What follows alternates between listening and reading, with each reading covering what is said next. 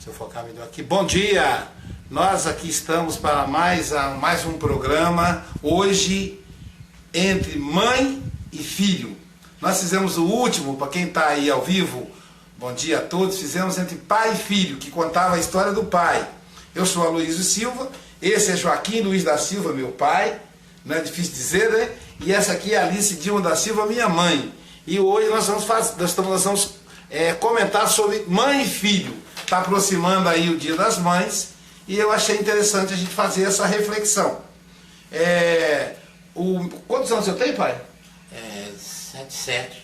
Pai tem 77. E a senhora, mãe?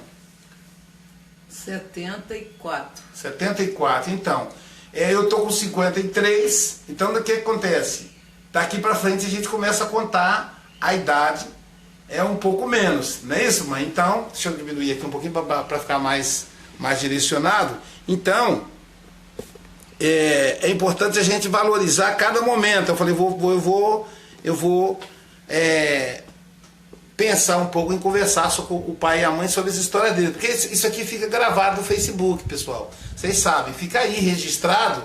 Então, a qualquer momento que a gente quiser acessar para matar a saudade, tá aí, né? Então, a gente tem que aproveitar cada dia como se fosse o último, né? Então, e aí eu vou conversar com a mãe hoje. A outra vez eu conversei com o pai. Tá lá de pai para filho.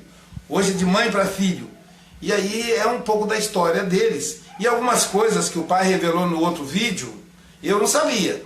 Então, eu fiquei sabendo junto com vocês aí, que está assistindo.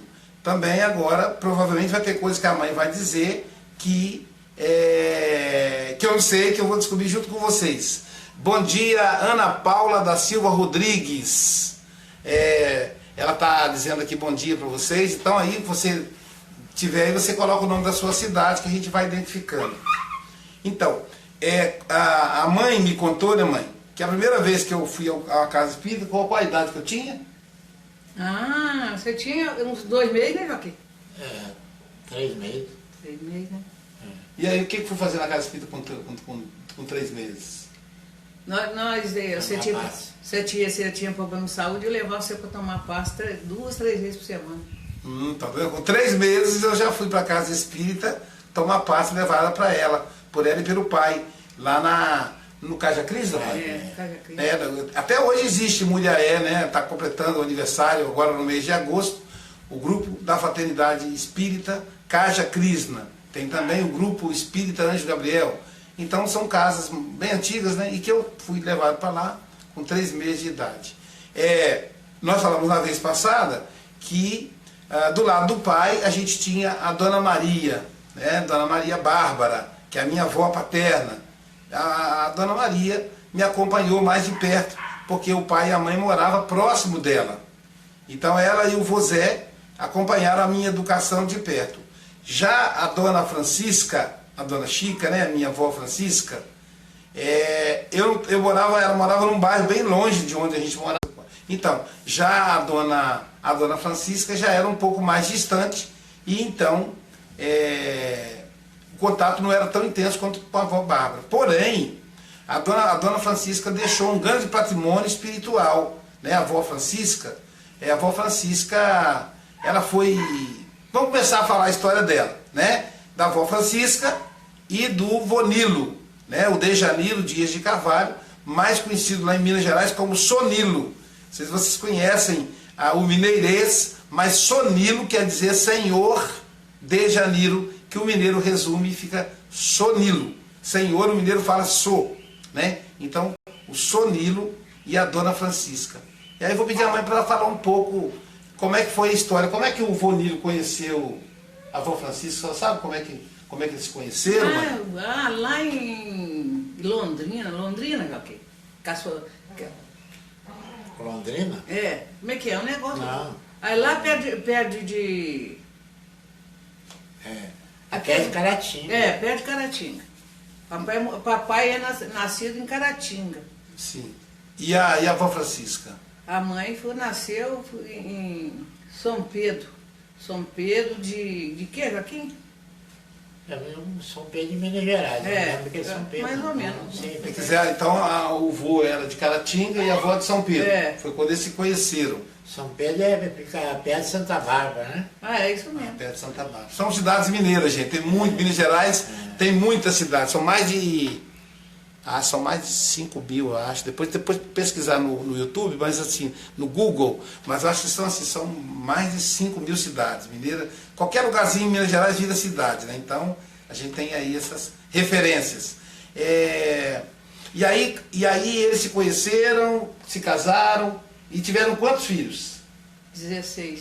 16 filhos, hein? Observem, gente, 16 filhos, não é fácil, né? Tiveram 16 filhos. E quantos sobreviveram? Porque naquela época morria muito também a criançada, né?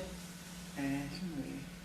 Primeiro morreu, um acima da Maria 2, o gêmeo 3. Tem que falar mais alto, se o pessoal ouvir.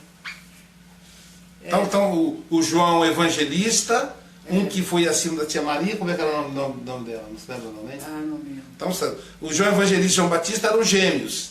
Só que aí ficou um. Ficou o tio João Batista. E o João Evangelista morreu. Teve também um acima da tia Maria, 2. Quem mais? Mais uma menina, abaixo da Maria. Abaixo da tia Maria também morreu. Então, você pode olhar para mim. Fica mais. Então, vamos lá. Então, era... Ih, chega para cá um pouco. Então, era a tia Maria, né? Então, morreu uma acima da tia Maria, uma abaixo da tia Maria. E o gêmeo. 3. Ficaram 13, então, morreu mais algum? Não, 13, né? Então a avó criou 13 filhos. Qual era a profissão do Sonilo, do seu pai? Ele trabalhou na prefeitura há 30 anos. Foi funcionário público. O que é que ele fazia na prefeitura? Varrendo rua. Era varredor de rua. Lá em Minas existe essa função. Não é o gari, é o varredor. Antes ele trabalhava na roça. Trabalhava na roça. Na roça, né? Mas ele era então varredor. Varredor. Então ficou conhecido. Lá em Minas tem uma coisa muito interessante com o varredor de rua. A pessoa é como se fosse a família responsável. Então ele recebe lá uma rua para varrer. E aí ele pode levar os filhos, quem quiser, para ajudar ele a varrer aquela rua. Né, mãe? Era 3 ruas que ele varria. Isso. Ele varria da rua Santa Rita até lá que está lá a Rua da Zona. Isso. Que era antigamente, né? Isso. Ele varria de lá, da Rua Santa Rita até ali. Ele saía de cá 3 horas da manhã. Então lá tinha a Rua da Zona. Zona era que onde funcionava o Baixo Meretrício, como se falava antigamente. Era uma rua onde se localizava a prostituição. Então o vô varria essa rua, quer dizer, então o vô tinha 3 ruas que ele era responsável. Aí nessas 3 ruas, não tinha aquela coisa do chefe e ficando atrás com uma coisa para poder futucar a costela do varredor, não.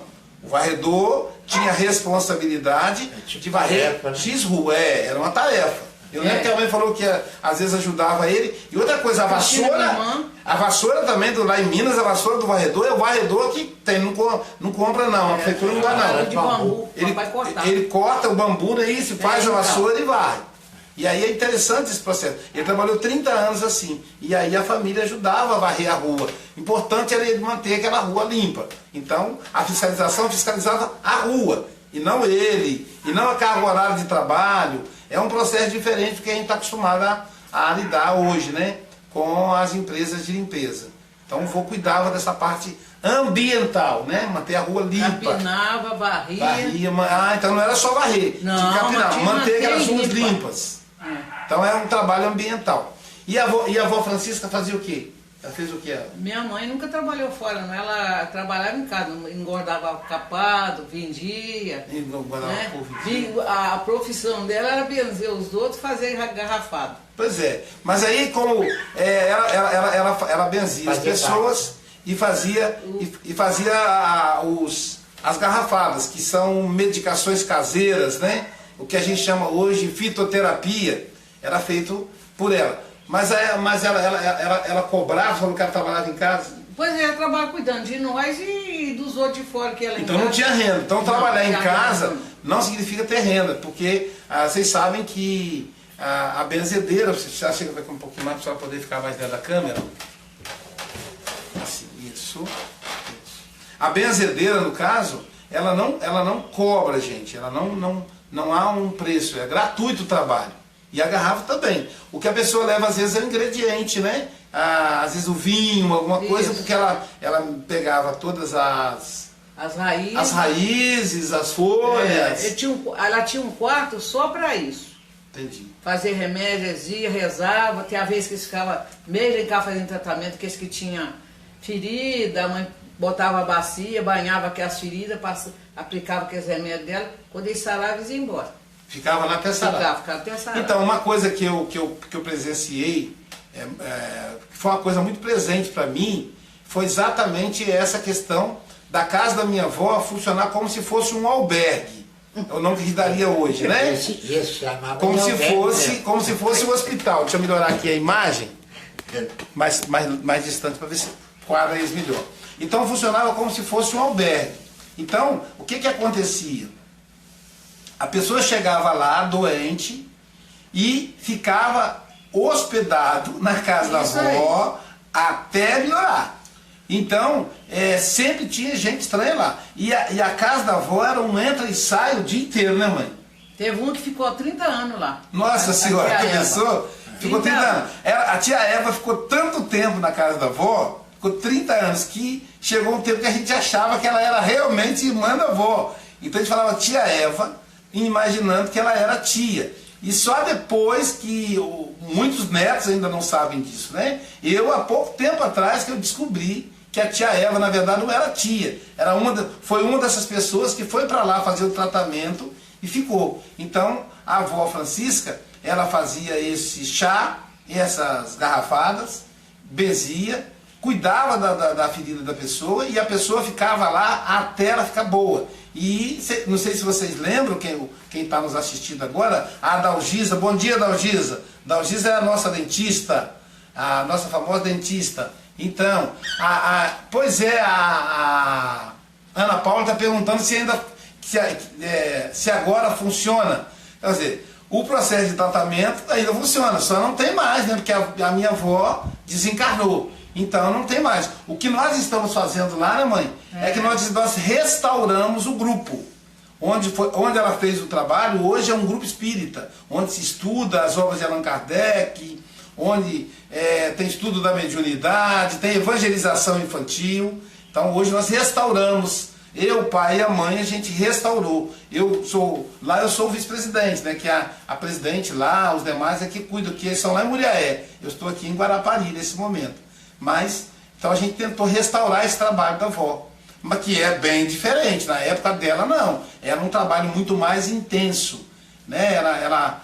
O nome dela é Francisca Joana, então a ideia era fazer mais ou menos o trabalho de Francisco de Assis, que seria socorrer essas pessoas. Era uma espécie de casa do caminho, né, do Pedro. Uma coisa fantástica, que a gente não vê hoje mais, né? A pessoa chega, imagine você, ter um lugar onde você chega doente, seja doente espiritualmente, seja doente fisicamente, e você vai ficar ali sob cuidado até você ficar bom, até você ficar boa e poder ter segurança de que você pode ir embora e continuar a sua vida. Era mais ou menos assim a casa da avó, né, mãe? Nunca cobrou nada, café, comida. Nada pago, também, nada pago, tudo gratuito. Chegava lá, não tinha negócio de pagar não, ó, se você ficar aqui você tem que pagar tanto por mês, não tinha isso não, era de graça. E aí vocês falam, como é que ela mantinha aquilo tudo? Aquele monte de gente inteiro. Café, pessoal, garrafa de café, saía toda hora, era um fogão a lenha, e toda hora saía, tinha gente coando café, não era, mãe? E sabe como é que era adoçado o café? Com rapadura. O pessoal doava da roça, e aí era adoçado com rapadura, né, pai? Porque açúcar era caro, o açúcar branco era caro. Então, para manter isso, tinha que ser com rapadura. Então, o dia inteiro ali, aquele entra e sai com rapadura, o café com rapadura, o almoço era um panelão danado. Inhame cozido de manhã com café. Inhame cozido, banana cozida. E aí era engraçado, né? Por exemplo, arroz. A gente compra um pacote de 5 kg de arroz. Lá não era 5 kg não, gente. Era saco de 60 quilos que eles doavam lá. Então, quando chegava a compra, era saco de 60 quilos. A avó, naturalmente, salário do vô ia tudo embora nisso. né? E aí era complementado com a doação das pessoas. Né? Ele também ajudava, o Paulinho. O tio, um irmão meu comprar saco de arroz. o tio Paulinho, né? O tio Paulinho era o filho mais apaixonado pela avó, então ele, né, chegava lá e comprava saco de arroz, saco de feijão, porque não tinha como você dar uma coisa só pro vô e avó, entendeu? Você tinha que deixar lá e para aquele monte de gente comer. E aí a coisa era organizada, também quem estava fazendo tratamento também ajudava na cozinha, fazendo almoço, o homem que estava lá em tratamento, de ouvir lá o homem rachando lenha, porque era fogão a lenha, né? Então os homens achavam lenha, então era uma coisa muito interessante, um modelo diferente. E funcionava, gente, funcionava. Então tudo com muito respeito, não havia, né, a avó tinha meninas, não tinha abuso sexual, era coisa muito bem organizada e funcionava. Então, os homens estavam rachando lenha, a mulher na cozinha ajudando a fazer o almoço, o café, que era café toda hora, tinha café, e aí e ficavam ali, até ficarem bons. Quando ficavam bons, aí iam embora. E aí chegava outro, né? Então era muito mais administrado pelo mundo espiritual. Era na casa administrada pelo mundo espiritual. Às vezes ele levantava 6 horas, a mãe já tinha vindo gente da roça a cavalo, apanhava a mãe, levava, às vezes ia ficar 3 dias para lá, enquanto o menino nascia, não voltava para casa. Pois é. Nós nem sabia para onde que ela ia. A gente só sabia que o neném tinha nascido. Então, além da avó benzer, fazer a garrafada, o vô também ajudava, obviamente, né? A avó e o vô benzer, fazer a garrafada, curar as feridas, fazer o tratamento espiritual na pessoa. Ela ainda era parteira. E aí um dia eu conversei com ela, sabe quantos partos ela falou que fez, mano? Ela disse que fez mais de 4.000 partos. Desde novinho, desde 12 anos que ela faz isso. Vocês imaginam, mais de 4.000 seres humanos veio pelas mãos da minha avó. Então ela era madrinha de um monte deles, né? E era na roça, então ela tinha, às vezes ela ia a cavalo, andava horas até onde estava a pessoa que ia parir, a mulher que ia parir o filho. Às vezes ela tinha que ir a pé, debaixo de chuva, porque menino cisma de nascer, né? É de noite, debaixo de chuva, a criança não escolhe, né? Podia falar assim, eu vou nascer amanhã, que vai estar um dia bonito, um sol. A Rita de Cássia, Cesana, bom dia, Rita. Então, compartilha para nós aí, Rita. Então, vai estar, a criança não escolhe. E aí a avó tinha que sair, ir a pé, ir até o local, ou ir a cavalo. E às vezes levava um dia para ir, outro dia para voltar, para poder fazer o parto. Então a avó era parteira. Ela falou comigo, um dia eu perguntei a ela, quantos partos ela fez, vó? Ela falou, uns 4.000, meu filho. Mas assim, foi um chute, porque ela fez a vida inteira. Deve ter sido muito mais do que isso. Como diz a mãe, desde novinha, ela fazia parto, né? Então ela era parteira. Os netos dela, que deve ter mais uns 20, né? Neto? Neto? Tem mais de 30. Só bisneta teve isso. Pois é, e ela fez os partos das filhas também, ué? Pois é, quase tudo, né? Mas o engraçado é que ela contava que ela conheceu o Muriaé através que ela morava na roça, na carroceria de caminhão. A noite toda andando dentro da carroceria. Vocês imaginam, gente, viajar em cima da carroceria de um caminhão, e do lado de um caixão. Então ela lidar com a morte, né? Imagina isso. Você viajar à noite, e era de noite, pessoal, a noite inteira do lado do caixão. Aí quando o caminhão fazia a curva, foi lá que ela desencarnou, ficou lá, viveu 90, quase 95. Mas travou também, ó. Voltou. Desculpa, pessoal, é o problema da internet, né? Então quem está nos assistindo pede desculpa. Mas a mãe estava dizendo o seguinte, que a avó viveu quase 95 anos, 94 anos foi quando ela faleceu, quando ela desencarnou. Então, era esse albergue, né? A casa da avó era esse albergue. As pessoas podiam Então, era um albergue, né? Então, era uma casa do caminho. Eu diria hoje que é uma reprodução da casa do caminho de Jesus, né? Que é aquela proposta de acolher o caído, socorrer ele e só liberar quando ele estiver bom, quando ele estiver pronto. E um tratamento completo, gente, tratamento espiritual, físico, emocional, desenvolver autoestima, porque ali a pessoa se sentia. Ana Batista, ela é de Portugal. Bom dia, Ana Batista. Então coloca aí o pessoal, a Laisa Fernanda Santos, bom dia. Então, coloca aí o nome da cidade para a gente poder identificar. Então, para quem está chegando aí, Ana Batista, quem está chegando aqui, esse é o meu pai, Joaquim Luiz da Silva, essa é a minha mãe, Alice Dilma da Silva, e hoje estamos contando aqui a história da mãe, né? O programa hoje é de mãe para filho. Fizemos um programa um tempo atrás chamado de pai para filho, onde contamos a Ana Paula é de Milão, da Itália. Então, ontem contamos a história, um tempo atrás fizemos um programa contando a história do pai. Mês passado. O mês passado, né, pai? A gente estava lá em Muriaé, na casa que eles têm em Muriaé. E hoje estamos em Guarapari, na casa do pai, né? Então, o Borgão da Itália, tá dando bom dia da Itália. A Ivana no New York, tá dizendo bem, essa Ivana é de Nova York, mas lá dos Estados Unidos. Então, um beijo. Fizemos um programa falando da história do pai. Hoje estamos aqui em Guarapari, na casa deles, por isso está tendo alguns problemas de interrupção da internet, na casa deles, fazendo um programa para mãe. Hoje é de mãe para filho. Está aproximando o Dia das Mães, então é uma maneira da gente conversar. E eu aconselho que cada um faça com a sua mãe, né? Para que ela possa contar a história dela. São as raízes que a gente identifica. Então, a casa da avó, como dizia a mãe, era um albergue. E como é que foi, mãe, crescer nesse lugar onde tinha tanta gente estranha? A gente morava na roça em fazenda de gente rico, né? Isso. Papai trabalhava na enxada, a mãe ajudava também, nós que ia crescendo. Nós completávamos 6 anos, já ia com a enxadinha para a roça. Já tá. Trabalhar. Aí... Mas na roça já fazia esse trabalho? Fazia, tinha esse então trabalho. já fazia isso lá na roça. Eles iam de longe lá em casa para fazer tratamento com a minha mãe, benzer, rezar, né? Uhum. Aí depois ele mudou para Muriaé, achou nós, ficou mais fácil, que aí os pessoal vinha da roça para casa, para nossa casa. Tá vendo como é que eu tô aprendendo junto com vocês? Eu não sabia, esse trabalho começou na roça. Por isso que é muita gente da roça para casa da avó. Com certeza. Já tinha então esse hábito, essa convivência. Eles começaram na roça, né? Então por isso que era essa simplicidade, porque na roça, há um tempo atrás, e hoje ainda em Minas Gerais, é assim. A teoria é onde come 1, come 2, onde come 5, come 6 e assim. Né? É a ideia da multiplicação dos pães e dos peixes. Acho que ali era sempre multiplicado. Porque, ninguém passava fome, ninguém passava dificuldade. Se você tivesse com fome, ia para casa da avó, chegava lá na hora, tinha comida. A comida saía, e se não tiver na hora do almoço, tinha sempre uma broa, um café para você comer, você não ficava com fome. Então é realmente um albergue, uma coisa hoje rara de se encontrar. Né? Então isso é uma coisa muito legal. Essa era a casa da minha avó. Esse era o trabalho que a minha avó, Francisca, e o meu avô Nilo, né, desenvolviam. Aí depois que vieram para Muriaé, deram continuidade e ficou mais fácil para as pessoas, né?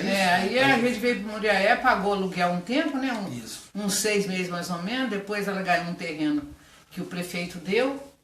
Uhum. E aí ela construiu o barraco dela não sei se de estuque.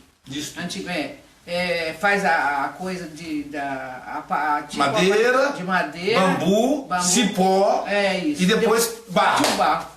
Então, lá em Minas tem muito barro, então amassava-se o barro e tapava, então a parede era toda feita de barro e para não trincar ficava entre o bambu, o cipó e nas laterais a coluna era de madeira, né? E aí era feito de estuque, né? Aí era feito, chegou a ser de sapê ou já era de telha? Já fez de telha? Não, fez de sapé primeiro. No começo era de sapê. Então se você olhar nas fotos da história do Brasil, a década de 1930, 40, 50, você vai ver muito barraco de sapê. Né? Eu nasci em 64 e eu lembro ainda de ver barracos de sapê. Então era a coisa bem rústica mesmo, né?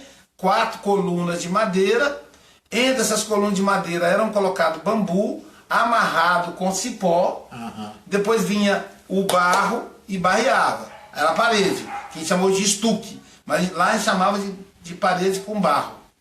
E o telhado era feito de sapê, e o chão, para poder ficar liso e bonito, o que eles faziam, mãe, pro chão? Não existia cerâmica, como é que fazia? A gente pegava a fezes do boi, bem fresquinha, misturava com barro branco, que existe o barro branco. Lá existe. Aí fazia aquela massa e barreava a casa, fazia o piso.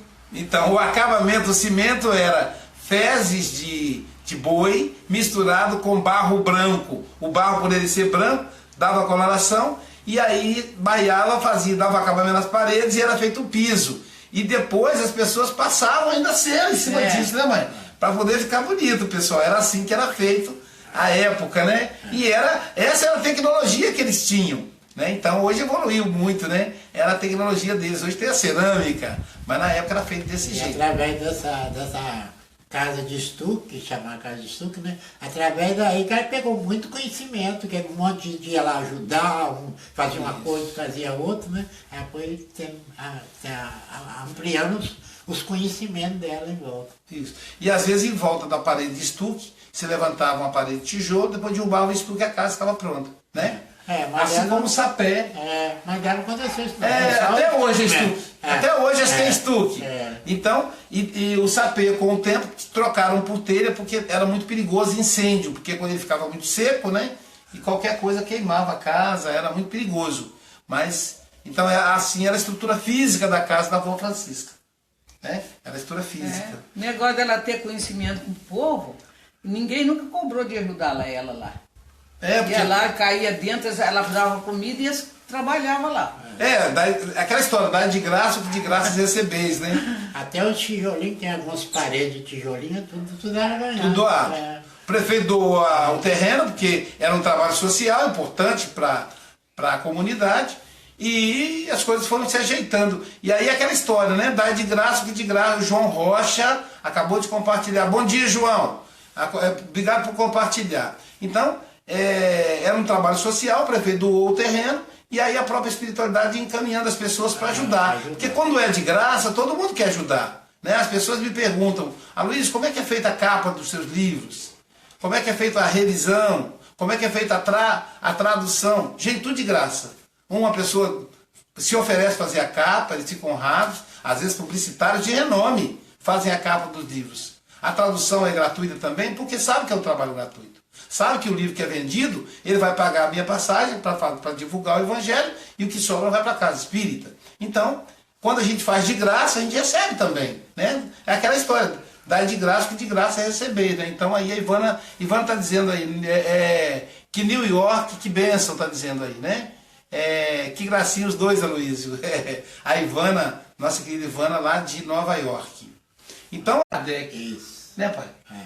Veja que é um trabalho espírita mesmo. Quem está ouvindo aí vai falar, mas será que era espírita? Olha o nome, Grupo Espírita Redentor Allan Kardec. Então um grupo de pessoas organizaram e ajudaram o vô e a avó a transformar isso em um grupo espírita. E é exatamente esse grupo espírita que a gente resgatou agora, né? Então, aí é interessante que o grupo hoje não é mais Redentor Allan Kardec, a gente achou por bem homenagear o nome dos dois, né? Então hoje é Grupo Espírita Francisca e Sonilo, né? E Dejaniro.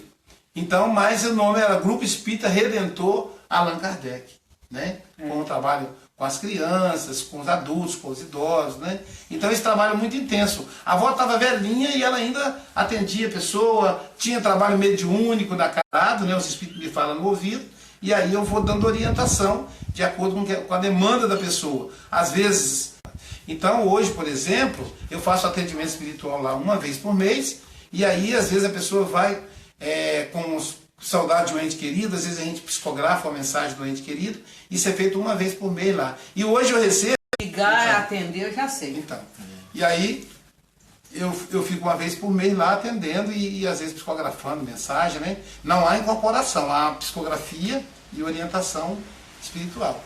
Mas isso não é só, né? O grupo espírita funciona normalmente com evangelização, com estudo da mediunidade, né? Tem a mediúnica, agora vai implantar palestra e tem esse atendimento lá. Hoje é o grupo espírita Dona Francisca e Dejaniro, que antes era o grupo espírita Redentor Allan Kardec. Então é esse trabalho, né?